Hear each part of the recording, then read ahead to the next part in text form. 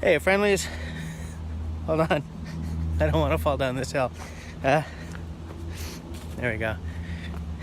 Where was I? Yeah.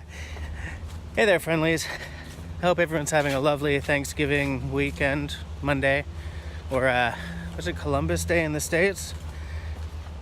I would say it's kind of weird to say Happy Columbus Day, considering what my native friends think about that guy. But anyway, happy holiday, whatever you're celebrating today. I just sort of came out to take a look at some of the fall colors in this little patch of woodland near where I work.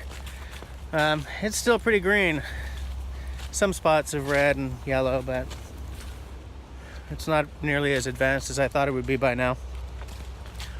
And the sun's not out. It's a cloudy day. The colors do tend to pop a little bit more when the sun is out, as we all know. But you know what? For a brief shining moment this morning, it is early, by the way, early in the morning. So before the day starts and all the family things happen, I'm out in the woods. And I'm happy to be in the woods, especially because, you know, man, I've been thinking about it, and you know how coming into 2018 I was like, man, I'm gonna get out, I'm gonna be camping, I'm gonna be wild camping, I'm gonna have a couple of overnighters, and none of it happened.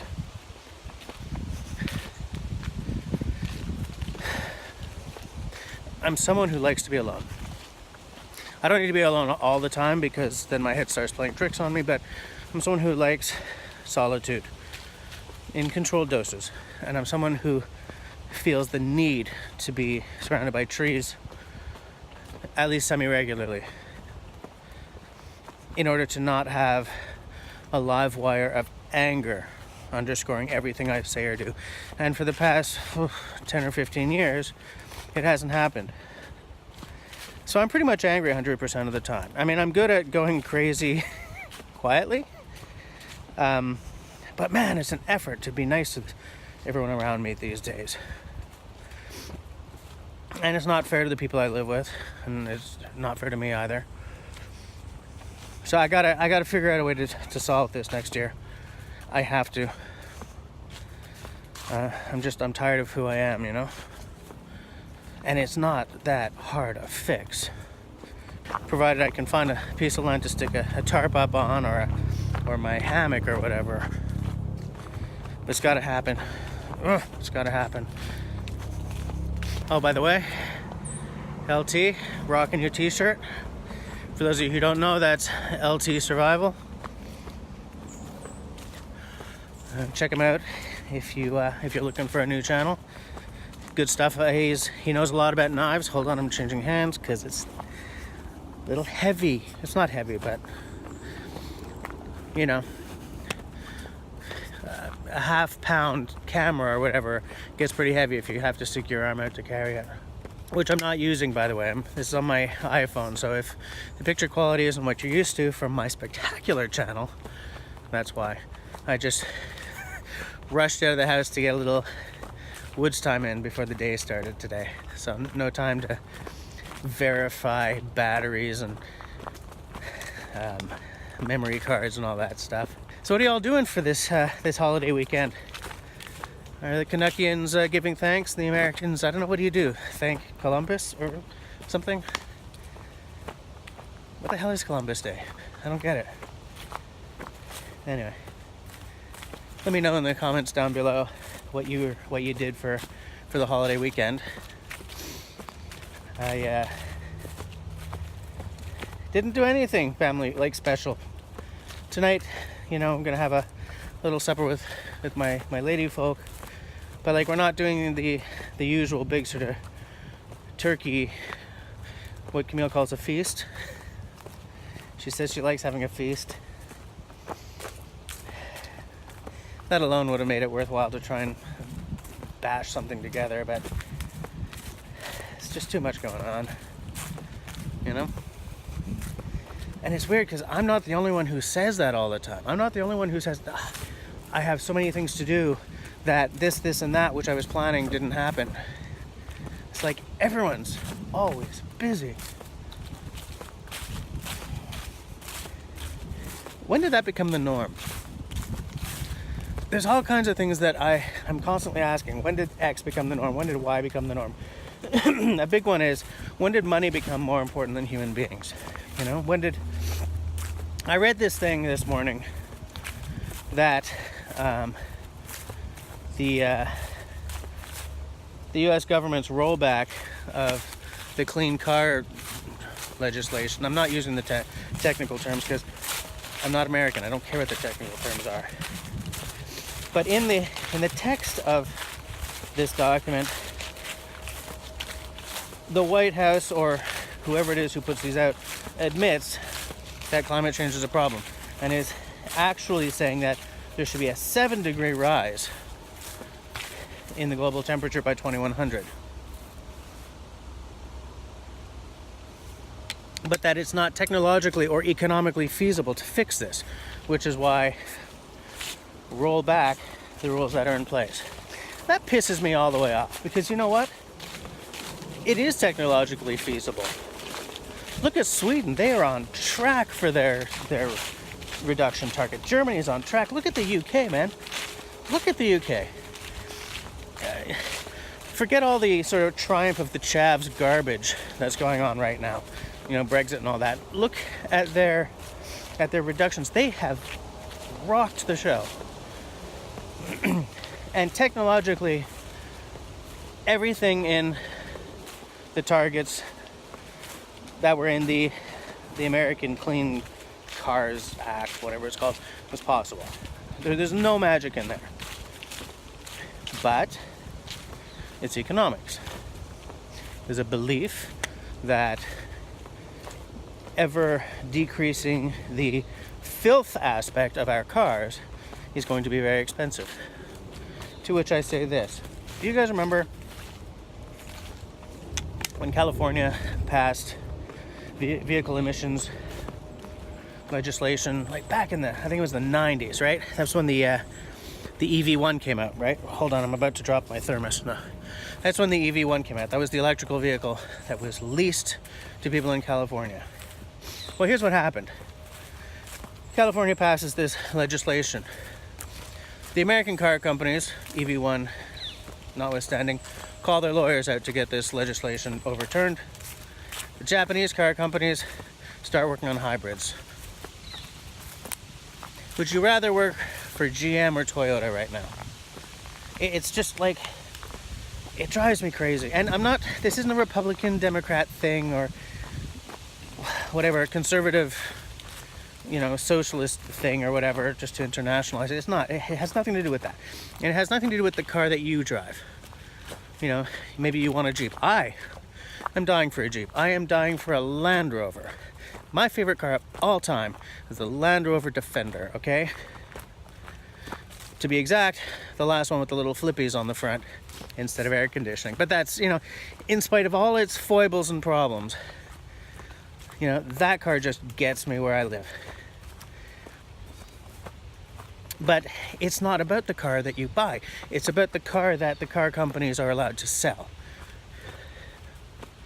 Because for every person who's buying a Jeep these days, someone's buying either a Tesla or a or a Prius or a Prius, depending on where you live, or something else, But if you make a gas guzzler, someone's going to buy it. Someone, is going to buy it either because it's real stylish or because it suits their politics. But if the companies have to put in seat belts, then despite ourselves, we will be saved when we hit another car. Do you know what I'm saying? We're not talking about people taking away the rights of blah, blah, blah. And in fact, we're not even talking about stuff that's going to cost that much at this point, when the technology is getting so much better every single day. 7 degrees by 2100 doesn't mean we reach the year 2100 and suddenly the world goes to hell. What it means is my mother-in-law's place, Lakeside, being that badly flooded maybe every couple of years instead of what used to be considered a once-in-a-century flood. What that means is don't buy waterfront property anywhere. on the coast of the United States or Canada. It means, what it means is, if you look at the Calgary experience, when they had a massive, like biblical level flood a few years ago, certain parts of the floodplains became uninsurable. People were given the chance of giving up their house, like selling for whatever, or not being insurable.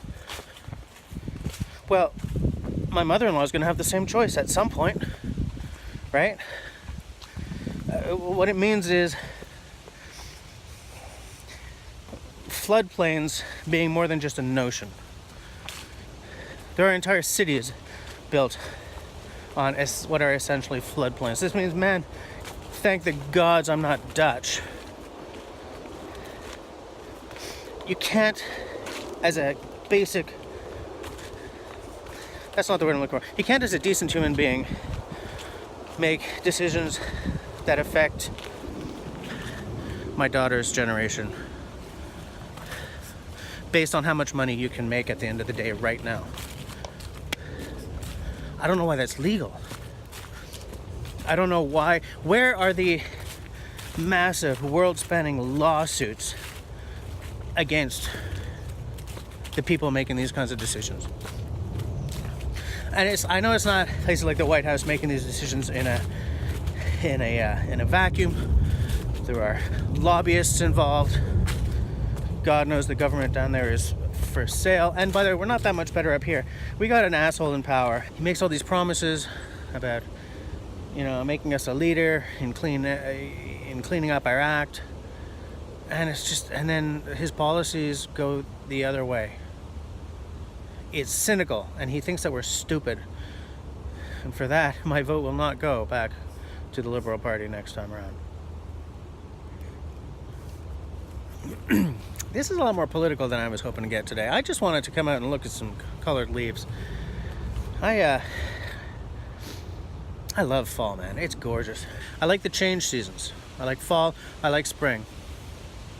In Montreal, spring isn't really a season, though. It's an event, right? You blink and it's gone. But I like the change seasons because the world feels so much more alive. It's in a state of change, Winter, I have come to like because of Camille and snowshoes. Summer is okay, but it does tend to get a little hot and sticky in this town.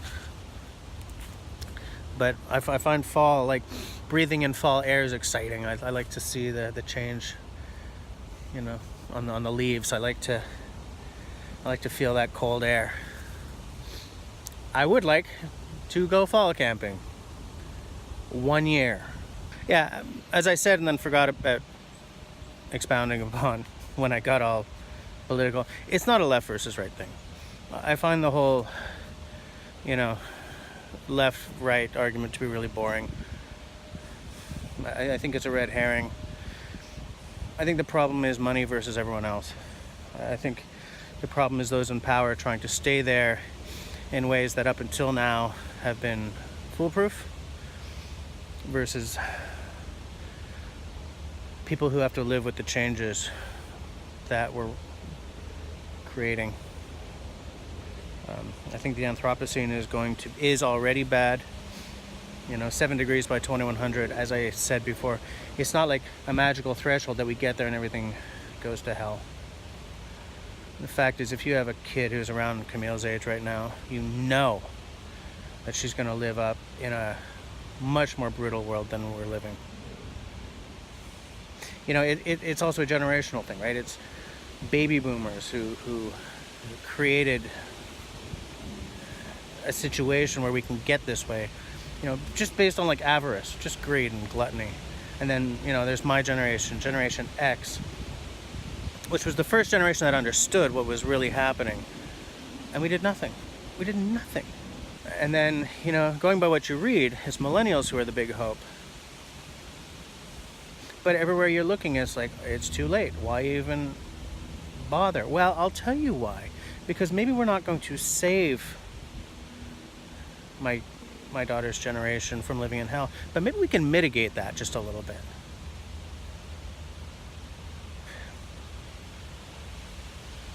It depresses me just thinking about it. And it depresses me because we as bushcrafters and hikers and and even preppers and stuff, you know the philosophy of leave no trace, right? We all know it. And it has its detractors, okay, but this isn't about that. But if you're a leave no trace type, then logically it should just follow that you would try to have as little an impact on the world as you can when you leave. And I go a little beyond that. I would like to see if it's possible to leave the world just a little better than I found it. You know, and it's just, I feel that sometimes I'm the only one who thinks that way, and that's self-aggrandizing. I know it's not true, but the fact is, our problems are solvable. Our problems are solvable if big business is given its marching orders by private citizens. You know, if people voted in the parties that would say, by 2020, your cars all have to meet this next level of efficiency, period. Because what we know is GM will complain about it and Toyota will make it happen. So we will have an option as consumers. And it's about,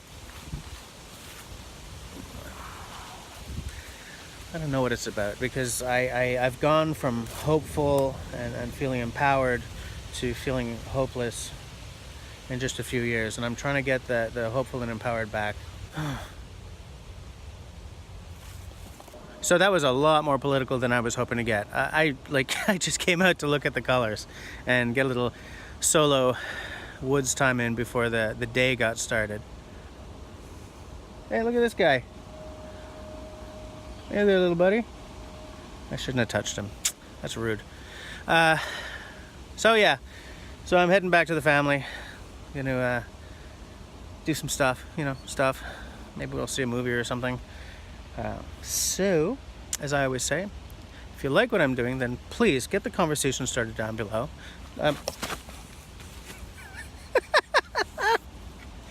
Where was I?